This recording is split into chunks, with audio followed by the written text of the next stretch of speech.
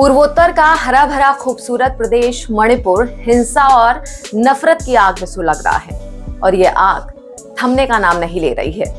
3 मई से ही वहां मैतई और कुकी समुदाय आरक्षण के मुद्दे पर आमने सामने हैं।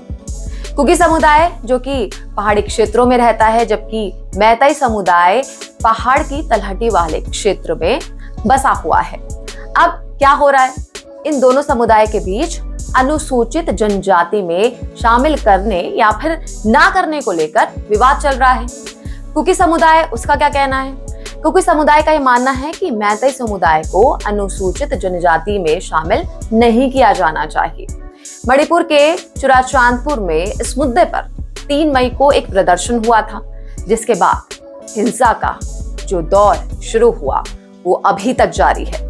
3 मई के बाद से अब तक राज्य में 100 से ज्यादा लोग मारे जा चुके हैं, जबकि 50,000 से ज्यादा लोग अपना घर छोड़ने को मजबूर हैं। हालांकि ज्यादातर जिलों में कर्फ्यू लागू है और हिंसा को रोकने के लिए वहां सेना और असम राइफल्स के 10,000 से ज्यादा जवान लगातार तैनात किए गए हैं, जबकि सीआरपीएफ और बीएसएफ के भी 7,000 से ज्यादा सैनिक मणिपुर में तैनात हैं। इसके अलावा सीआरपीएफ की 52 कंपनी, रैपिड एक्शन फोर्स की 10 कंपनी, बीएसएफ की 43 कंपनी, आईटीबीपी की 4 और एसएसबी की 5 कंपनियां वहां पर तैनात की गई हैं ताकि लॉ एंड ऑर्डर वहां पर बना रहे। लेकिन बावजूद इसके ना तो हिंसा रुकी है और ना ही मौतों की संख्या। 2 दिन पहले की बात है, वहां पर एक गांव में संदिग्ध उग्रवादियों के हमले में 9 लोगों की जान चली गई, जबकि 10 से ज्यादा लोग घायल हो गए।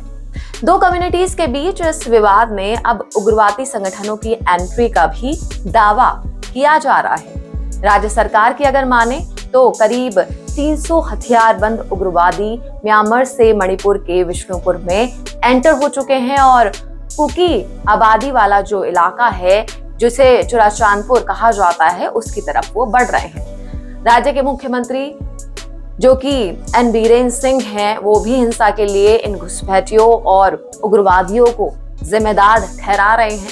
वो कह रहे हैं कि हिंसा कुकी उग्रवादियों और सुरक्षा बलों के बीच हुई लड़ाई का नतीजा है।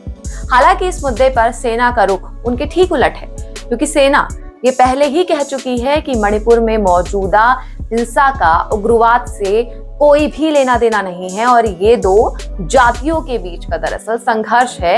और सच भी यही है, क्योंकि कुकी और मैतई बुरी तरह से बढ़ चुके हैं और उनके बीच ये जो नफरत की दीवार है वो हर दिन और ज्यादा बड़ी होती जा रही है।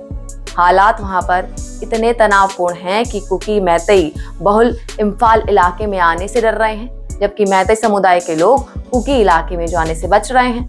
यहाँ तक कि पुलिस और सेना पर भी अब वो लोग पक्षपात का आरोप लगा रहे हैं। एक तरफ जहां कुकी समुदाय के लोग मुख्यमंत्री बीरेन सिंह और उनकी पुलिस पर सवाल उठा रहे हैं, कह रहे हैं कि वो कहीं ना कहीं बायस्ड हो रहे हैं, तो वहीं जो मैतई समुदाय के लोग हैं वो असम राइफल्स पर आरोप लगा रहे हैं। लेकिन ऐसा नहीं है कि सिर्फ ये जो लड़ाई है पूरी की पूरी आरक्षण की वजह से हो।